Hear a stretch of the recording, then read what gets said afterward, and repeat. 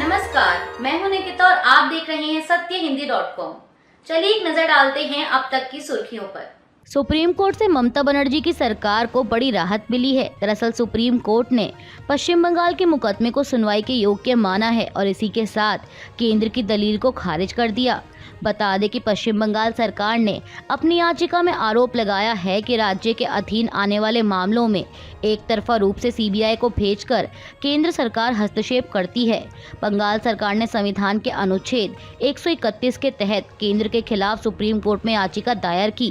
राज्य सरकार ने याचिका में कहा कि उसने सीबीआई को केस दर्ज करने के लिए दी गई सहमति 16 नवंबर 2018 को वापस ले ली थी। ऐसे में सीबीआई को पश्चिम बंगाल के मामलों में एफआईआर दर्ज करने का अधिकार नहीं है।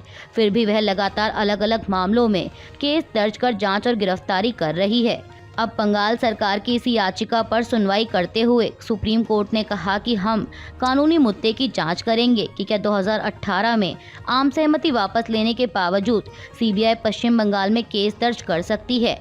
और साथ ही सुप्रीम कोर्ट ने केंद्र की इस दलील को खारिज कर दिया कि उसे धारा 131 के मुकदमे में प्रतिवादी नहीं बनाया जा सकता, क्योंकि सीबीआई सीधे केंद्र के अधीन नहीं है। कोर्ट प्रथम दृष्टया इस बात से सहमत नहीं है कि सीबीआई ही मामले दर्ज कर रही है, केंद्र नहीं, और सीबीआई केंद्र के सीधे नियंत्रण में नहीं है।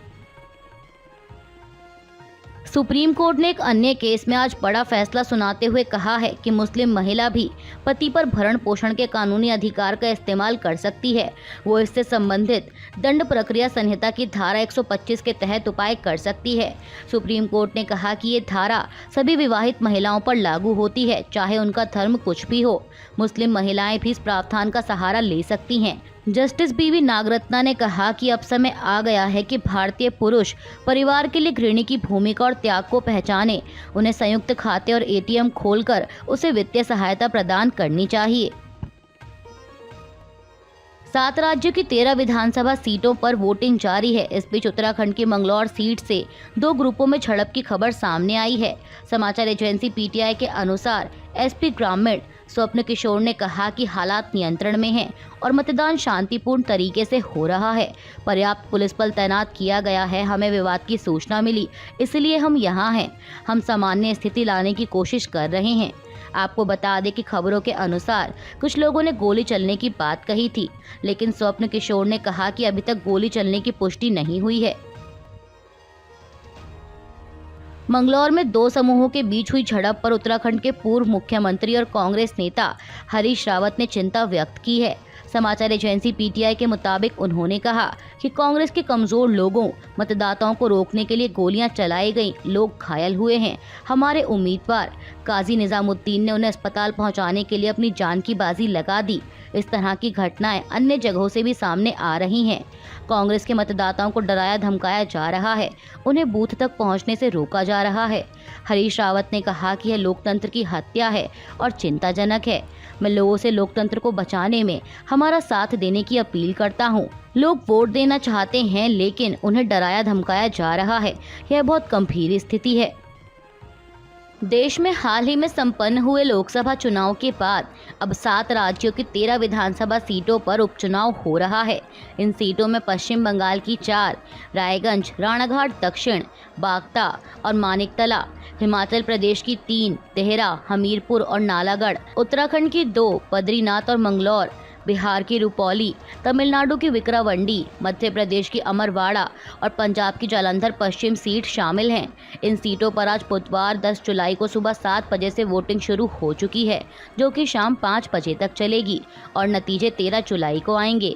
आपको बता दें कि जहां कई सीटों पर नेताओं के इस्तीफा देकर दूसरी पार्टी में जाने, तो वहीं कुछ सीटों पर विधायकों के निधन की वजह से ये उपचुनाव हो रहे हैं। अग्रणी इलेक्ट्रॉनिक्स कंपनी सैमसंग की दक्षिण कोरियाई फैक्ट्री में 55 सालों में पहली बार 30,000 कर्मचारी कल मंगलवार को अनिश्चितकालीन हड़ताल पर चले गए। मीडिया रिपोर्ट्स के मुताबिक यूनियन ने बेहतर वेतन और अन्य लाभों की मांग को लेकर हड़ताल की घोषणा की थी। यह घोषणा नेशनल सैमसंग इलेक्ट्रॉनिक्स यूनियन की ओर से 3 दिन की आम हड़ताल के आखिरी दिन पर की गई। यूनियन ने कहा कि उसे यह फैसला मजबूरन लेना पड़ा, क्योंकि मैनेजमेंट उनकी मांगों पर बातचीत को तैयार नहीं था। यूनियन की वेबसाइट पर जारी एक बयान के अनुसार पहली आम हड़ताल के बाद भी कंपनी ने बातचीत करने की मंशा नहीं दिखाई, इसलिए हम 10 जुलाई से दूसरी अनिश्चितकालीन आम हड़ताल का आह्वान करते हैं। वॉशिंगटन डीसी में आयोजित अमेरिका की अगुवाई वाले सैन्य गुट नेटो की बैठक में राष्ट्रपति बाइडेन ने यूक्रेन को दर्जनों एयर डिफेंस सिस्टम देने की बात कही है। नेटो की बैठक में अपने भाषण में बाइडेन ने कहा कि अमेरिका और 4 अन्य पश्चिमी देश एयर डिफेंस सिस्टम देंगे तो आने वाले महीनों में यूक्रेन को दे दिए जाएंगे। अमेरिकी अधिकारियों का कहना है कि इस पैकेज में पेट्रियट मिसाइल सिस्टम, अन्य टैक्टिकल एयर डिफेंस सिस्टम और इसके पार्ट्स शामिल होंगे। अमेरिका के अलावा जर्मनी, नीदरलैंड्स, रोमानिया और इटली एयर डिफेंस सिस्टम की आपूर्ति करेंगे। दरअसल आपको बता दें कि रूस के ताज़ा मिसाइल हमलों के बाद जिसमें 36 लोग मारे गए और 140 लोग घायल हुए, मंगलवार को यूक्रेन के अधिकारियों ने अतिरिक्त एयर डिफेंस सिस्टम मुहैया कराने की अपील की थी। मुंबई के BMW हिट एंड रन मामले में पुलिस ने आरोपी मिहिर शाह को 72 घंटे बाद कल आखिरकार गिरफ्तार कर लिया है। बता दें कि मिहिर की गाड़ी से रविवार को बाइक सवार दंपत्ति को टक्कर मारने के बाद जिसमें महिला की मौत हो गई, मिहिर शाह फरार था। हालांकि मुंबई पुलिस ने उसे कल मंगलवार को गिरफ्तार कर लिया। अब मामले पर प्रतिक्रिया देते हुए महाराष्ट्र के नेता प्रतिपक्ष और कांग्रेस नेता विजय वडेट्टीवार ने कहा कि सरकार और पुलिस ने इस मामले को दबाने की कोशिश की है। मुख्य आरोपी मिहिर शाह को जानबूझकर गिरफ्तार नहीं किया गया क्योंकि वह नशे में था और यह खून के नमूनों में आ जाता। मैं कहूँगा कि पुलिस ने उसे छिपा दिया था। जब उन्होंने उसका 2 बार परीक्षण किया और खून के नमूनों में शराब नहीं पाई गई, तभी उसे पुलिस के सामने पेश किया गया। कांग्रेस नेता ने कहा कि मैं इस मामले की उच्च स्तरीय जांच की मांग करता हूं। आपको बता दें कि मिहिर शाह शिवसेना शिंदे गुट के नेता राजेश शाह का बेटा है। उन्नाव एसपी सिद्धार्थ शंकर मीणा ने बताया कि लखनऊ आगरा एक्सप्रेसवे पर एक बस एक दूध के कंटेनर से टकरा गई, जिसमें 18 लोगों की मौत हो गई और 19 लोग घायल हो गए। घायलों का इलाज जिला अस्पताल में चल रहा है और 5 घायलों को बेहतर उपचार के लिए लखनऊ रेफर किया गया। मृतक और घायलों की पहचान की जा रही है और हेल्पलाइन नंबर भी जारी कर दिए गए हैं। उन्नाव की सड़क दुर्घटना पर उत्तर प्रदेश के मुख्यमंत्री योगी आदित्यनाथ ने संज्ञान लिया और मृतकों के शोक संतप्त परिजनों के प्रति संवेदना व्यक्त की। मुख्यमंत्री ने अधिकारियों को तत्काल मौके पर पहुंचकर राहत कार्य तेजी से करने के निर्देश दिए हैं।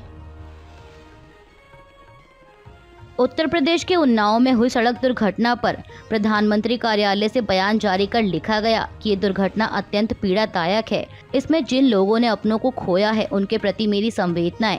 ईश्वर उन्हें इस कठिन समय में संबल प्रदान करें। इसके साथ ही मैं घायलों के जल्द स्वस्थ होने की कामना करता हूं।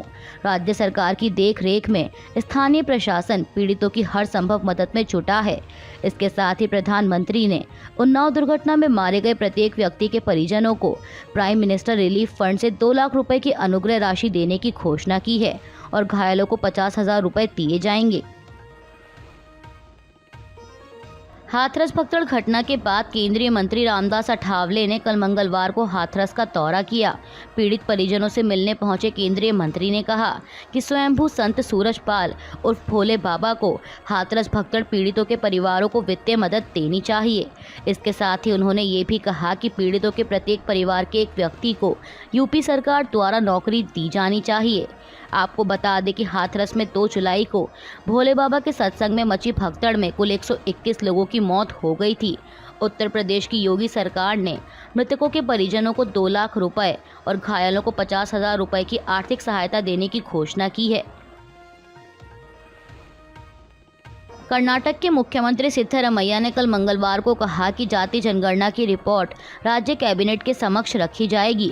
उन्होंने बताया कि सामाजिक, आर्थिक और शिक्षा सर्वेक्षण रिपोर्ट इस साल फरवरी में राज्य सरकार को सौंपी गई थी, लेकिन लोकसभा चुनाव के मद्देनजर इसे रोक दिया गया था। मुख्यमंत्री ने कहा कि मैंने अभी तक रिपोर्ट नहीं देखी है, इसे कैबिनेट के समक्ष रखा जाना है, जो हम करेंगे। कांग्रेस ने अपने आधिकारिक एक्स हैंडल पर भाजपा के एक वरिष्ठ नेता का वीडियो शेयर किया है और कैप्शन में लिखा है कि बीजेपी और मोदी सरकार दलित विरोधी हैं। ये बात खुद बीजेपी के वरिष्ठ नेता और 7 बार के सांसद रमेश चंदप्पा जीगाजनागी ने कही है। रमेश चंदप्पा दलित समुदाय से आते हैं और उन्होंने मोदी सरकार में मंत्री ना बनाए जाने से दुखी होकर ये बात कही है। दरअसल वीडियो में बीजेपी नेता को कहते हुए सुना जा सकता है कि मुझसे तमाम लोग कह रहे हैं कि बीजेपी दलित विरोधी है। मोदी सरकार की कैबिनेट में सारे अपर कास्ट के लोग भरे हैं। क्या दलितों ने बीजेपी को समर्थन नहीं दिया? मैं इससे बहुत दुखी हूँ।